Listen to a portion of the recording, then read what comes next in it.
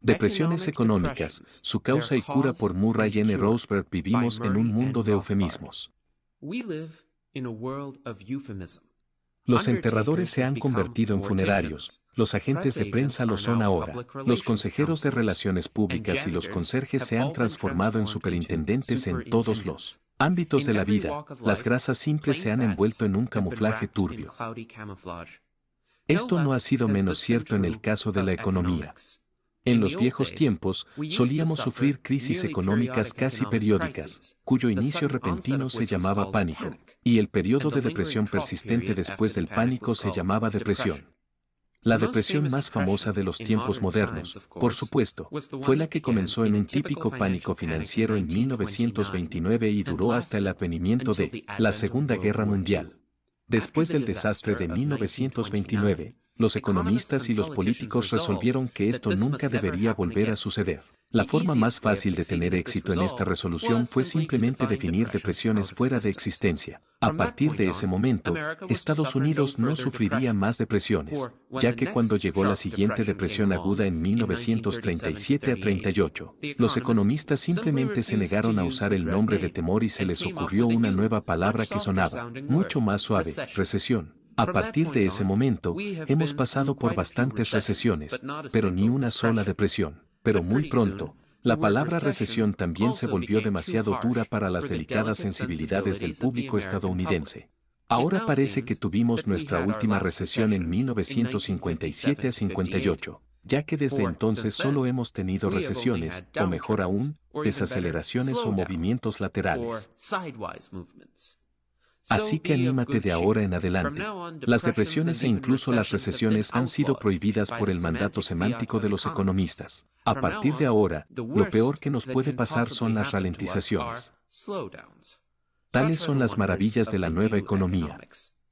Durante 30 años, los economistas de nuestra nación han adoptado la visión del ciclo económico sostenida por el difunto economista británico John Maynard Keynes, quien creó la keynesiana o la nueva economía. En su libro The General Theory of Employment, Interest and Money, la teoría general del empleo, el interés y el dinero, publicado en 1936, bajo sus diagramas, matemáticas y jerga política, la actitud de los keynesianos hacia los auges y las caídas es la simplicidad, incluso la ingenuidad misma. Si hay inflación, se supone que la causa es un gasto excesivo por parte del público. La supuesta cura es que el gobierno, el autoproclamado estabilizador y regulador de la economía de la nación, intervenga y obligue a las personas a gastar menos, absorbiendo su exceso de poder adquisitivo a través de un aumento de los impuestos si hay una recesión.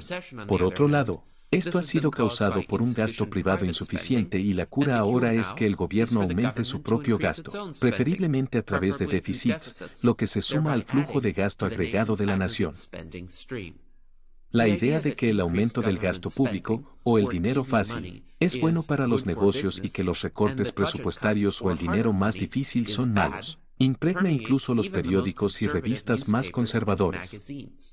Estas revistas también darán por sentado que es la tarea sagrada del gobierno federal dirigir el sistema económico por el estrecho camino entre los abismos de la depresión, por un lado, y la inflación, por el otro, ya que se supone que la economía del libre mercado es susceptible de sucumbir a uno de estos males. Todas las escuelas de economistas actuales tienen la misma actitud.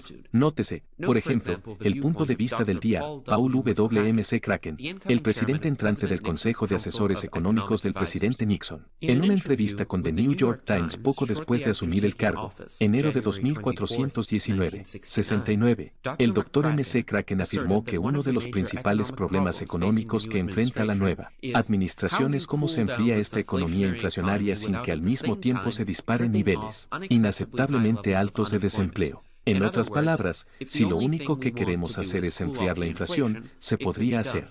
Pero nuestras tolerancias sociales con el desempleo son estrechas. Y de nuevo, creo que tenemos que sentir nuestro camino aquí.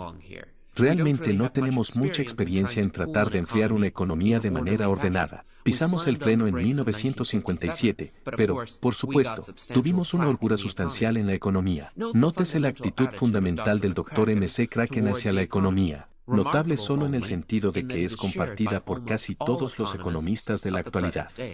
La economía es tratada como un paciente potencialmente viable, pero siempre problemático y recalcitrante, con una tendencia continua a derivar en una mayor inflación o desempleo. La función del gobierno es ser el viejo y sabio administrador y médico, siempre vigilante, siempre juguetón, para mantener al paciente económico en buen estado de funcionamiento. En cualquier caso, aquí, se supone claramente que el paciente económico es el sujeto y el gobierno como médico el maestro. No hace mucho tiempo, este tipo de actitud y política se llamaba socialismo, pero vivimos en un mundo de eufemismos y ahora lo llamamos con etiquetas mucho menos duras, como moderación o libre empresa ilustrada. Vivimos y aprendemos. ¿Cuáles son, entonces, las causas de las depresiones periódicas? ¿Debemos permanecer siempre agnósticos sobre las causas de los auges y las caídas? ¿Es realmente cierto que los ciclos económicos están profundamente arraigados en la economía de libre mercado y que, por lo tanto, se necesita alguna forma de planificación gubernamental si deseamos mantener la economía dentro de algún tipo de límites estables? ¿Simplemente ocurren auges y luego caídas, o una fase del ciclo fluye lógicamente de la otra? La actitud de moda actual hacia el ciclo económico proviene en realidad de Karl Marx. Marx vio que antes de la Revolución Industrial, aproximadamente a fines del siglo XVIII, no había auges y depresiones recurrentes. Habría una crisis económica repentina cada vez que algún rey hiciera la guerra o confiscara la propiedad de su súbdito, pero no había señales de los fenómenos peculiarmente modernos de oscilaciones generales y bastante regulares en las fortunas comerciales de expansiones y contracciones. Dado que estos ciclos también aparecieron en escena casi al mismo tiempo que la industria moderna, Marx concluyó que los ciclos económicos eran una característica inherente de la economía de mercado capitalista. Todas las diversas escuelas actuales de pensamiento económico, independientemente de sus otras diferencias y de las diferentes causas que atribuyen al ciclo, están de acuerdo en este punto vital, que estos ciclos económicos se originan en algún lugar profundo de la economía de libre mercado. La economía de mercado es la culpable. Karl Marx creía que las depresiones periódicas empeorarían cada vez más hasta que las masas se rebelaran y destruyeran el sistema. Mientras que los economistas modernos creen que el gobierno puede estabilizar con éxito las depresiones y el ciclo. Pero todas las partes están de acuerdo en que la culpa está en lo profundo de la economía de mercado y que si algo puede salvar el día, debe ser alguna forma de intervención gubernamental masiva. La teoría económica general nos enseña que la oferta y la demanda siempre tienden a estar en equilibrio en el mercado y que, por lo tanto, los precios de los productos, así como de los factores que contribuyen a la producción, siempre tienden hacia algún punto de equilibrio, aunque los cambios de datos que siempre tienen lugar impiden que se alcance el equilibrio.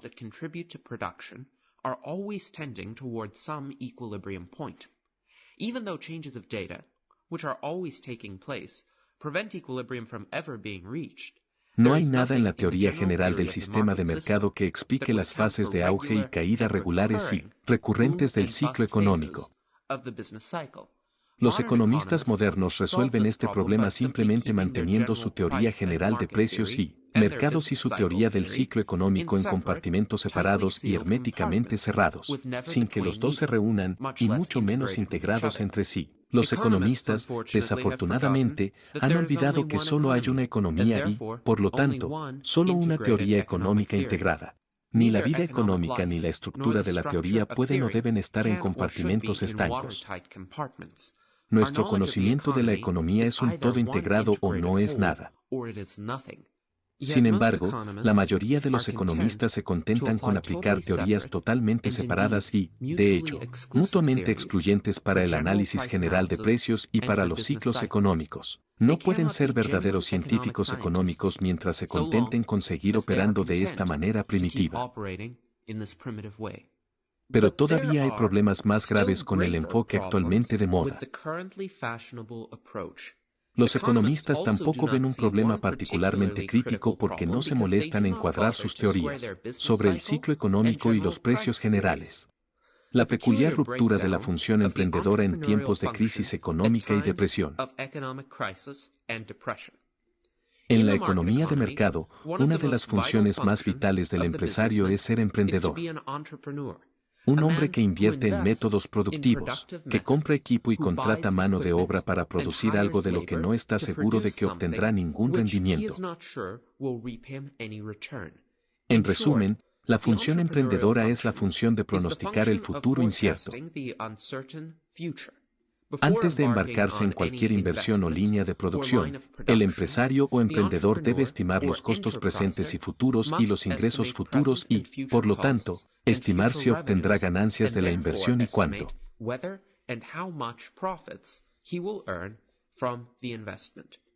Si pronostica bien y significativamente mejor que sus competidores comerciales, obtendrá ganancias de su inversión. Cuanto mejor sea su pronóstico, mayores ganancias obtendrá. Si, por otro lado, es un mal pronosticador y sobreestima la demanda de su producto, sufrirá pérdidas y pronto se verá obligado a abandonar el negocio. La economía de mercado, entonces, es una economía de pérdidas y ganancias en la que la perspicacia y la capacidad de los empresarios se miden por las ganancias y pérdidas que obtienen. La economía de mercado, además, contiene un mecanismo incorporado, una especie de selección natural que garantiza la supervivencia y el florecimiento del pronosticador superior y la eliminación de los inferiores. Porque cuantos más beneficios cosechen los mejores pronosticadores, mayores serán sus responsabilidades comerciales y más tendrán disponibles para invertir en el sistema productivo.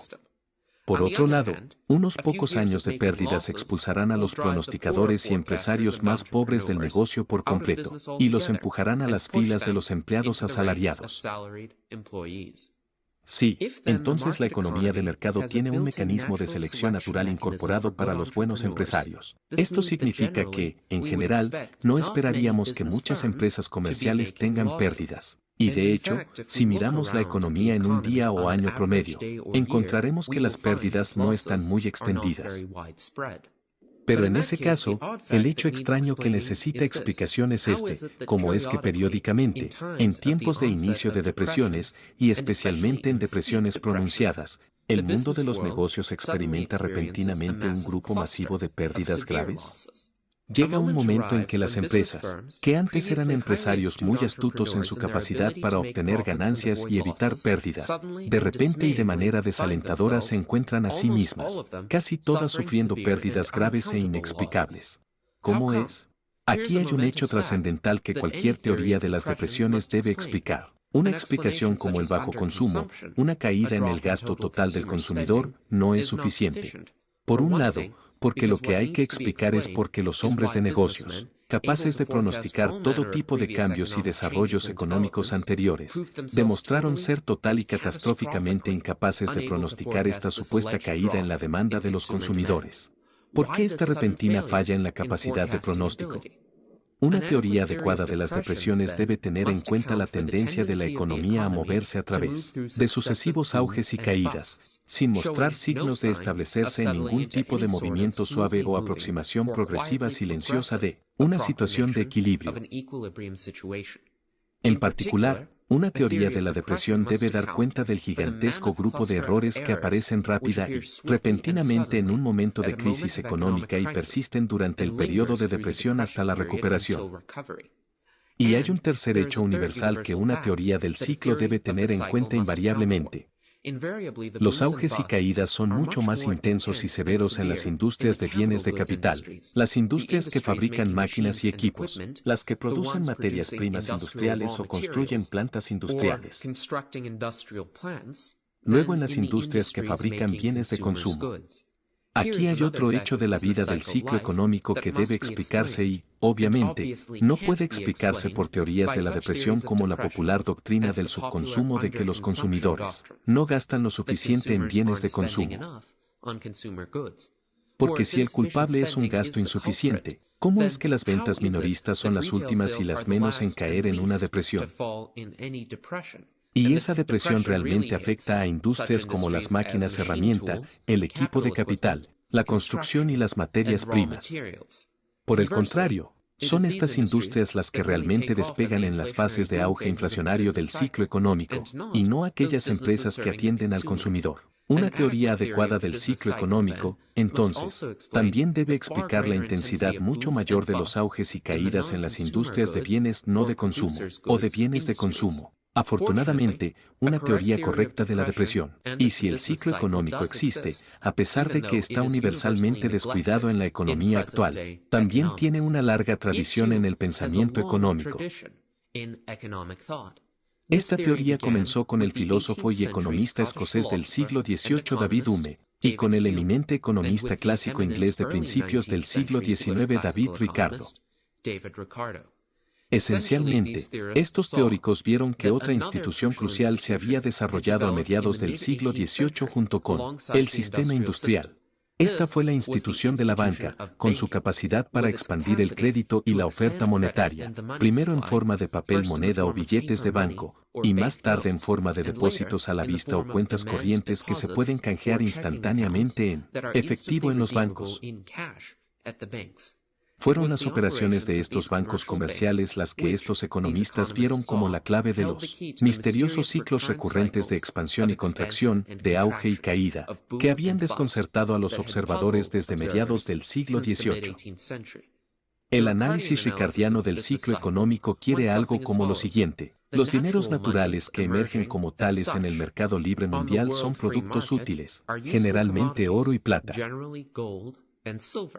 Si el dinero se limitara simplemente a estos productos básicos, entonces la economía funcionaría en conjunto como lo hace en mercados particulares. Un ajuste suave de la oferta y la demanda y, por lo tanto, sin ciclos de auge y caída. Pero la inyección de crédito bancario añade otro elemento crucial y disruptivo para los bancos. Expandir el crédito y, por lo tanto, el dinero bancario en forma de notas o depósitos, que teóricamente son canjeables a pedido en oro, pero en la práctica claramente no lo son. Por ejemplo, si un banco tiene 1000 onzas de oro en sus bóvedas y emite recibos de almacén canjeables instantáneamente por 2.5 onzas de oro, entonces claramente ha emitido 1.5 onzas más de lo que posiblemente puede canjear.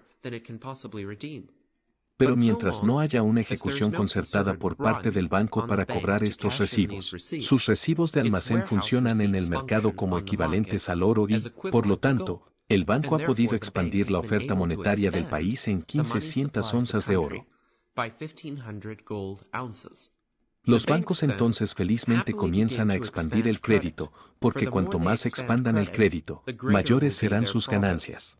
Esto da como resultado la expansión de la oferta monetaria dentro de un país, digamos Inglaterra. A medida que aumenta la oferta de papel y dinero bancario en Inglaterra, aumentan los ingresos y gastos monetarios de los ingleses, y el aumento del dinero eleva los precios de los productos ingleses. El resultado es la inflación y un auge dentro del país. Pero este auge inflacionario, mientras avanza por su camino alegre, siembra las semillas de su propia desaparición.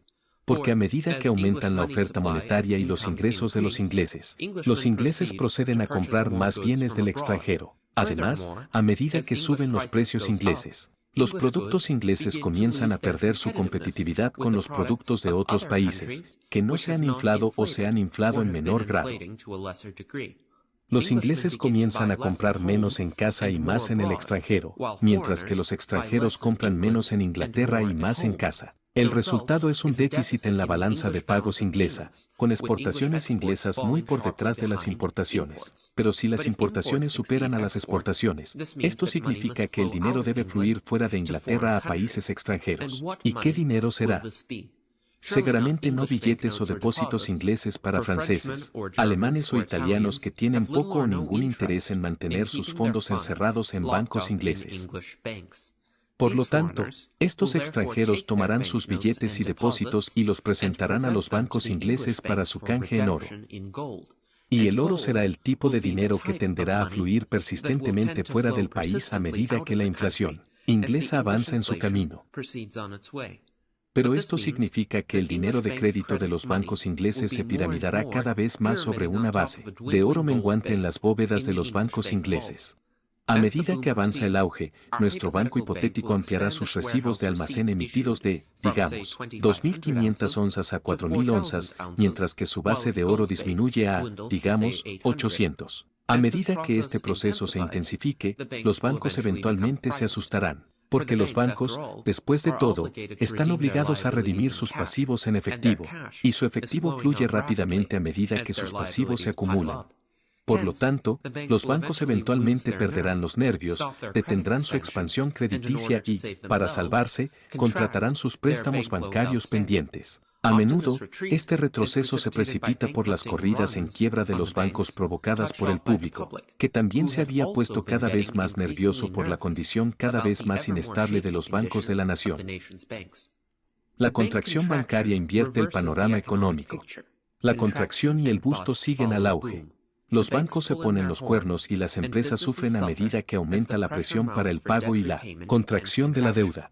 La caída de la oferta de dinero bancario, a su vez, conduce a una caída general de los precios ingleses. A medida que la oferta monetaria y los ingresos caen y los precios ingleses colapsan, los productos ingleses se vuelven relativamente más atractivos en términos de productos extranjeros, y la balanza de pago se invierte, con exportaciones que superan a las importaciones. A medida que el oro fluye hacia el país y el dinero bancario se contrae sobre una base de oro en expansión, la condición de los bancos se vuelve mucho más sólida.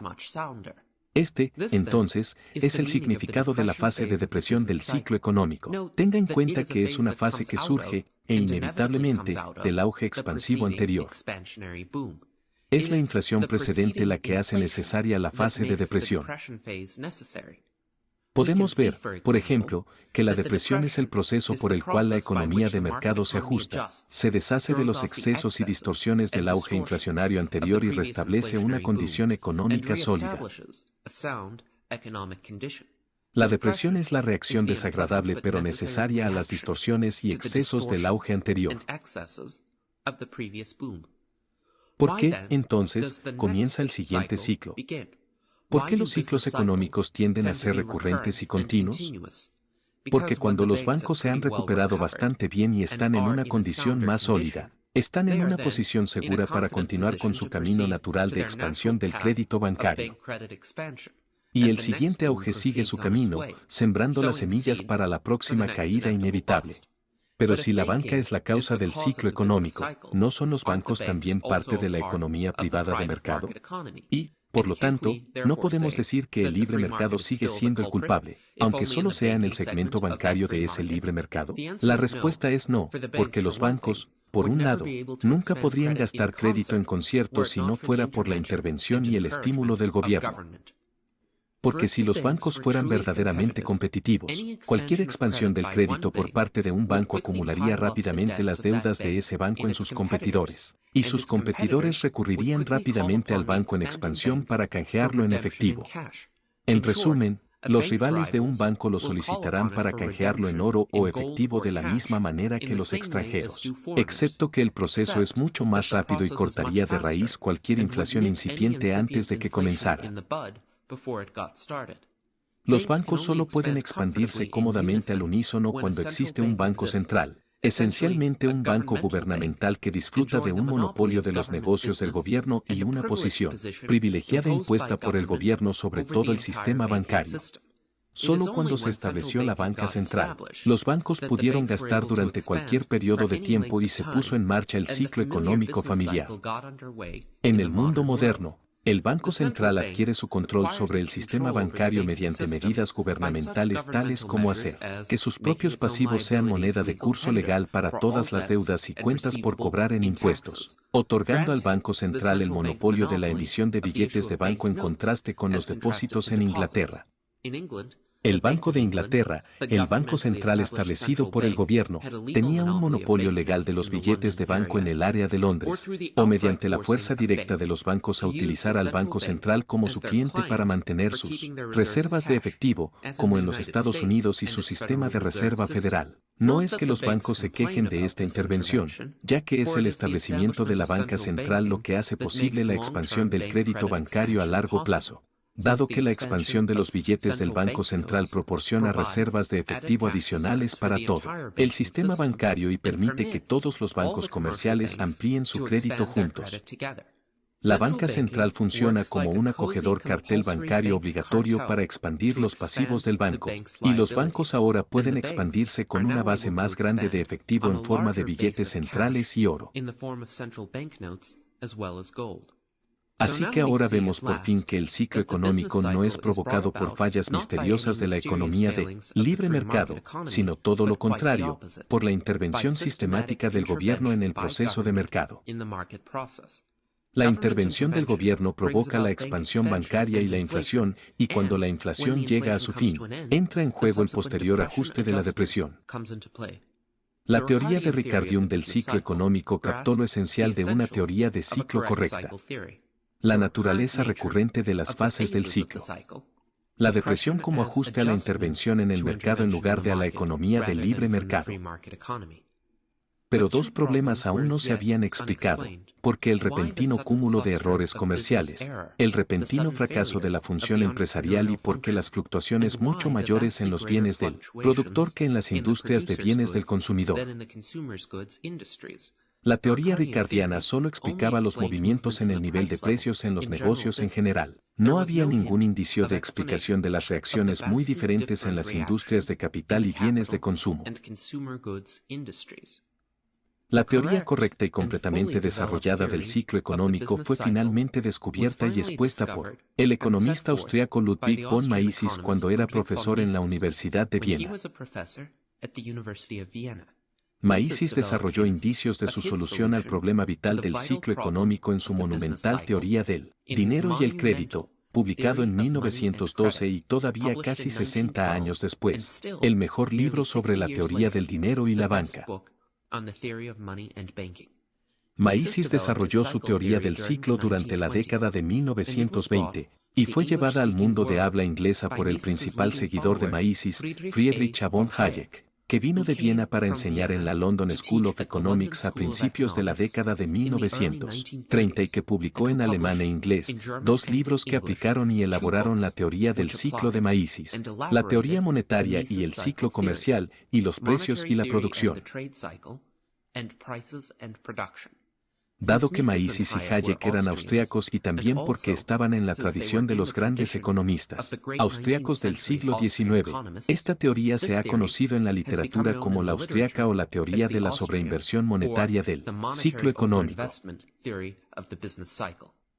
Basándose en los ricardianos, en la teoría general austriaca y en su propio genio creativo, Mises desarrolló la siguiente teoría del ciclo económico: sin expansión del crédito bancario, la oferta y la demanda tienden a equilibrarse a través del sistema de precios libres y no se pueden desarrollar auges o caídas acumulativas. Pero luego el gobierno, a través de su Banco Central, estimula la expansión del crédito bancario al expandir los pasivos de los bancos centrales y, por lo tanto, las reservas de efectivo de todos los bancos comerciales de la nación. Los bancos luego proceden a expandir el crédito y, por lo tanto, la oferta monetaria de la nación en forma de depósitos de cheques. Como vieron los ricardianos, esta expansión del dinero bancario eleva los precios de los bienes y, por lo tanto, causa inflación. Pero Mises demostró que hace otra cosa, y algo aún más siniestro: la expansión del crédito bancario al verter nuevos fondos de préstamos en el mundo de los negocios. Reduce artificialmente la tasa de interés en la economía por debajo de su nivel de mercado libre. En el mercado libre y sin trabas, la tasa de interés está determinada puramente por las preferencias temporales de todos los individuos que componen la economía de mercado. Porque la esencia de un préstamo es que un bien presente, un dinero que se puede usar en el presente, se intercambia por un bien futuro, un pagaré que solo se puede usar en algún momento en el futuro. Dado que las personas siempre prefieren el dinero en este momento a la perspectiva actual de obtener la misma cantidad de dinero en algún momento en el futuro, el bien presente siempre tiene una prima en el mercado sobre el futuro. La prima es la tasa de interés y su altura variará de acuerdo con el grado en que las personas prefieran el presente al futuro y el grado de sus preferencias de tiempo. Las preferencias de tiempo de las personas también determinan la medida en que las personas ahorrarán e invertirán, en comparación con la cantidad que consumirán. Si las preferencias de tiempo de las personas cayeran, si su grado de preferencia por el presente sobre el futuro cae, las personas tenderán a consumir menos ahora y ahorrar e invertir más al mismo tiempo y por la misma razón. La tasa de interés, la tasa de descuento por tiempo también caerá. El crecimiento económico se produce en gran medida como resultado de la caída de las tasas de preferencia temporal, que conducen a un aumento en la proporción de ahorro e inversión con respecto al consumo, y también a una caída de la tasa de interés. Pero, ¿qué sucede cuando la tasa de interés cae no debido a menores preferencias de tiempo y mayores ahorros, sino a la interferencia del gobierno que promueve la expansión del crédito bancario?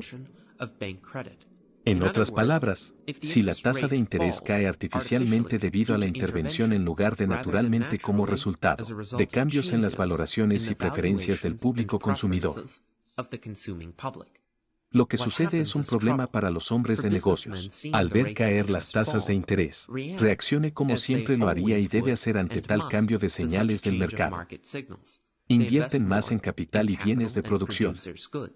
Las inversiones, en particular en proyectos largos y que requieren mucho tiempo y que antes no parecían rentables, ahora parecen rentables debido a la caída del cargo por intereses. En resumen, los empresarios reaccionan como reaccionarían si los ahorros hubieran aumentado genuinamente. Amplían su inversión en equipos duraderos, en bienes de capital, en materias primas industriales, en construcción en comparación con su producción directa de bienes de consumo. Las empresas, en resumen, toman prestado felizmente el dinero bancario recién expandido que les llega a tasas más baratas. Usan el dinero para invertir en bienes de capital, y eventualmente este dinero se paga en alquileres más altos a la tierra y salarios más altos a los trabajadores. En las industrias de bienes de capital, este aumento de la demanda empresarial eleva los costos laborales, pero las empresas piensan que pueden pagar estos costos más altos porque han sido engañadas por el gobierno y la intervención bancaria en el mercado de préstamos. Y es de importancia decisiva la manipulación de la señal de la tasa de interés del mercado.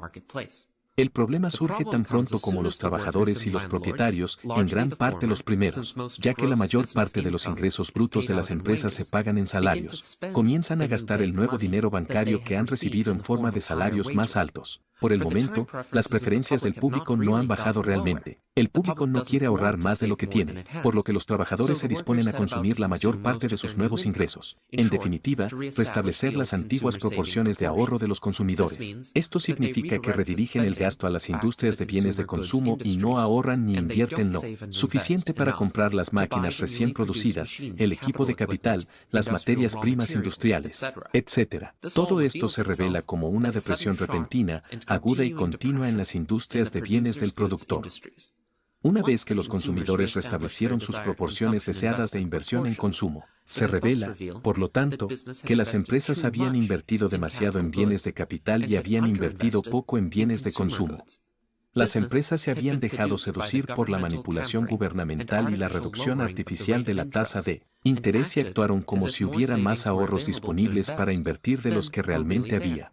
Tan pronto como el nuevo dinero bancario se filtró a través del sistema y los consumidores restablecieron sus antiguas proporciones, quedó claro que no había suficientes ahorros para comprar todos los bienes del productor y que las empresas habían malversado los limitados ahorros disponibles. Las empresas habían invertido en exceso en bienes de capital y en productos de consumo. El auge inflacionario conduce, por lo tanto, a distorsiones del sistema de precios y producción. Los precios de la mano de obra y las materias primas en las industrias de bienes de capital habían subido durante el auge, demasiado alto para ser rentable una vez que los consumidores reafirman sus antiguas preferencias de inversión en consumo. La depresión se ve entonces como la fase necesaria y saludable por la cual la economía de mercado se relaja y liquida las inversiones poco sólidas y antieconómicas del auge y restablece esas proporciones entre consumo e inversión que realmente desean los consumidores. La depresión es el doloroso pero necesario proceso por el cual el libre mercado elimina los excesos y errores del boom y restablece la economía de mercado en su función de servicio eficiente a la masa de consumidores. Dado que los precios de los factores de producción se han ofertado demasiado altos en el auge, esto significa que se debe permitir que los precios de la mano de obra y los bienes en estas industrias de bienes de capital caigan hasta que se reanuden las relaciones de mercado adecuadas. Dado que los trabajadores reciben el aumento de dinero en forma de salarios más altos con bastante rapidez, ¿cómo es que los auges pueden prolongarse durante años sin que se revelen sus inversiones poco sólidas? Sus errores debido a la manipulación de las señales del mercado se hacen evidentes y el proceso de ajuste de la depresión comienza su trabajo. La respuesta es que los auges durarían muy poco si la expansión del crédito bancario y el posterior empuje de la tasa de interés por debajo del nivel del mercado libre fueran un asunto de una sola vez. Pero el punto es que la expansión del crédito no es de una sola vez. Sigue y sigue, sin dar nunca a los consumidores la oportunidad de restablecer sus proporciones preferidas de consumo y ahorro, sin permitir que el aumento de los costos en las industrias de bienes de capital alcance el aumento inflacionario de los precios. Como el dopaje repetido de un caballo, el auge se mantiene en su camino y por delante de su inevitable ascenso por dosis repetidas del estimulante, del crédito bancario. Es solo cuando la expansión del crédito bancario finalmente debe detenerse, ya sea porque los bancos están entrando en una condición inestable o porque el público comienza a resistirse a la continua inflación, que la retribución finalmente alcanza el auge. Tan pronto como se detiene la expansión del crédito, se debe pagar el flautista y los inevitables reajustes liquidan las sobreinversiones poco sólidas del auge con la reafirmación de un mayor énfasis proporcionado en la producción de bienes de consumo. Por lo tanto, la teoría misesiana del ciclo económico explica todos nuestros enigmas. La naturaleza repetida y recurrente del ciclo, el grupo masivo de errores empresariales, la intensidad mucho mayor del auge y la caída en las industrias de bienes del productor. Mesas luego señala la culpa del ciclo a la expansión inflacionaria del crédito bancario impulsada por la intervención del gobierno y su Banco Central. ¿Qué dice Mesas que debe hacer, digamos, el gobierno una vez que llegue la depresión? ¿Cuál es el papel del gobierno en la cura de la depresión? En primer lugar, el gobierno debe dejar de inflar lo antes posible.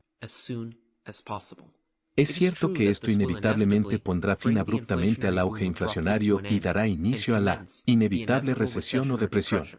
Pero cuanto más espere el gobierno para esto, peores tendrán que ser los ajustes necesarios. Cuanto antes se supere el reajuste de la depresión, mejor.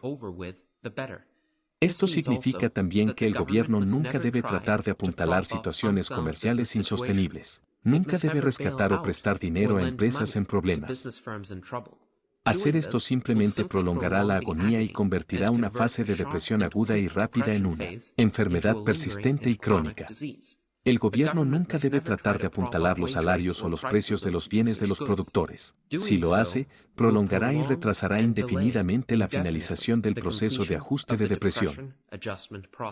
Causará depresión indefinida y prolongada y desempleo masivo en las industrias vitales de bienes de capital. El gobierno no debe intentar inflarse de nuevo para salir de la depresión, porque incluso si esta reinflación tiene éxito, solo sembrará problemas mayores más adelante. El gobierno no debe hacer nada para fomentar el consumo y no debe aumentar sus propios gastos, ya que esto aumentará aún más la relación de inversión en consumo social. De hecho, recortar el presupuesto del gobierno mejorará la proporción. Lo que la economía necesita no es más gasto de consumo, sino más ahorro para validar algunas de las inversiones de SS del boom. Por lo tanto, lo que el gobierno debería hacer, de acuerdo con el análisis de Mesesian de la depresión, no es absolutamente nada. Desde el punto de vista de la salud económica y el fin de la depresión lo más rápido posible, debería mantener una estricta política de no intervención y laissez-faire. Cualquier cosa que haga retrasará y obstruirá el proceso de ajuste del mercado. Cuanto menos lo haga, más rápidamente hará su trabajo el proceso de ajuste del mercado y se producirá una recuperación económica sólida. La receta keynesiana es, por lo tanto, exactamente lo contrario de la keynesiana, que el gobierno mantenga sus manos fuera de la economía y se limite a detener su propia inflación y recortar su propio presupuesto. Hoy en día se ha olvidado por completo, incluso entre los economistas, que la explicación y el análisis mesesianos de la depresión obtuvieron un gran avance precisamente durante la Gran Depresión de la década de 1930, la misma depresión que siempre se presenta a los defensores de la economía de libre mercado como el mayor y catastrófico fracaso del capitalismo de laissez-faire. No era tal cosa. 1929 se hizo inevitable por la vasta expansión del crédito bancario en todo el mundo occidental durante la década de 1920, una política adoptada deliberadamente por los gobiernos occidentales y, lo que es más importante, por el sistema de la Reserva Federal en los Estados Unidos. Fue posible gracias al fracaso del mundo occidental para volver a un patrón oro genuino después de la Primera Guerra Mundial y, por lo tanto, permitir más espacio para las políticas inflacionarias del gobierno. Todos ahora piensan en el presidente Coolidge como un creyente en el laissez-faire y una economía de mercado sin trabas. No lo era, y trágicamente, en ninguna parte menos que en el campo del dinero y el crédito. Desafortunadamente, los pecados y errores de la intervención de Coolidge se echaron a la puerta de una economía de libre mercado inexistente. Si Coolidge hizo inevitable 1929, fue el presidente Hoover quien prolongó y profundizó la depresión, transformándola de una depresión típicamente aguda pero que desaparecía rápidamente en una enfermedad persistente y casi fatal, una enfermedad curada solo por el holocausto de la Segunda Guerra Mundial. Hoover, no Franklin Roosevelt, fue el fundador de la política del New Deal. Esencialmente, el uso masivo del Estado para hacer exactamente lo que la teoría misesiana más advertiría: apuntalar las tasas salariales por encima de sus niveles de libre mercado, apuntalar los precios, inflar el crédito y prestar dinero a posiciones comerciales inestables. Roosevelt solo avanzó en mayor medida de lo que Hoover había sido pionero. El resultado, por primera vez en la historia de Estados Unidos, fue una depresión casi perpetua y un desempleo masivo casi permanente. La crisis de Coolidge se había convertido en la depresión Hoover-Roosevelt, prolongada sin precedentes. Ludwig von Mises había predicho la depresión durante el apogeo del gran boom de la década de 1920, un momento como hoy en que los economistas y políticos, armados con una nueva economía de inflación perpetua y con nuevas herramientas proporcionadas por el sistema de la Reserva Federal, proclamaron una nueva era perpetua de prosperidad permanente garantizada por nuestros sabios médicos económicos en Washington. Solo Ludwig von Mises, armado con una teoría correcta del ciclo económico, fue uno de los pocos economistas que predijo la Gran Depresión y, por lo tanto, el mundo económico se vio obligado a escucharlo con respeto. Hayek difundió la palabra en Inglaterra, y los economistas ingleses más jóvenes estaban a principios de la década de 1930 comenzando a adoptar la teoría del ciclo misesiano para su análisis de la depresión, y también para adoptar, por supuesto, la prescripción estrictamente de política de libre mercado que fluyó con esta teoría. Desafortunadamente, los economistas ahora han adoptado la noción histórica de Lord Keynes de que ningún economista clásico tenía una teoría del ciclo económico. Hasta que Keynes apareció en 1936, había una teoría de la depresión. Era la tradición de la economía clásica. Su prescripción era estricta, dinero duro y laissez-faire, y se estaba adoptando rápidamente en Inglaterra e incluso en los Estados Unidos como la teoría aceptada del ciclo económico. Una ironía particular es que el principal defensor austriaco en los Estados Unidos a principios y mediados de la década de 1930 no fue otro que el profesor Alvin Anson, que muy pronto dejó su huella como el destacado discípulo keynesiano en este país. Lo que ahogó la creciente aceptación de la teoría del ciclo keynesiano fue simplemente la revolución keynesiana, el asombroso barrido que la teoría keynesiana hizo del mundo económico poco después de la publicación de la teoría general en 1936. No es que la teoría de Misesian fuera refutada con éxito, simplemente se olvidó. En la prisa por subirse al carro keynesiano de repente de moda, algunos de los principales partidarios de la teoría de Mises, que claramente lo sabían mejor, sucumbieron a los vientos de doctrina recién establecidos y, como consecuencia, ganaron importantes puestos universitarios estadounidenses. Pero ahora, el otrora economista londinense archikeynesiano ha proclamado recientemente que Keynes está muerto. Después de más de una década de enfrentar críticas teóricas mordaces y refutaciones por hechos económicos obstinados, los keynesianos ahora están en retirada general y masiva. Una vez más, se reconoce a regañadientes que la oferta monetaria y el crédito bancario desempeñan un papel destacado en el ciclo. Ha llegado el momento de un redescubrimiento, un renacimiento de la teoría del ciclo económico de Mesas. No puede llegar demasiado pronto, si es que alguna vez lo hace. Todo el concepto de un consejo de asesores económicos sería barrido y veríamos un retiro masivo del gobierno, de la esfera económica. Pero para que todo esto suceda, el mundo de la economía y el público en general deben ser conscientes de la existencia de una explicación del ciclo económico que ha permanecido descuidada en el estante durante demasiados años trágicos.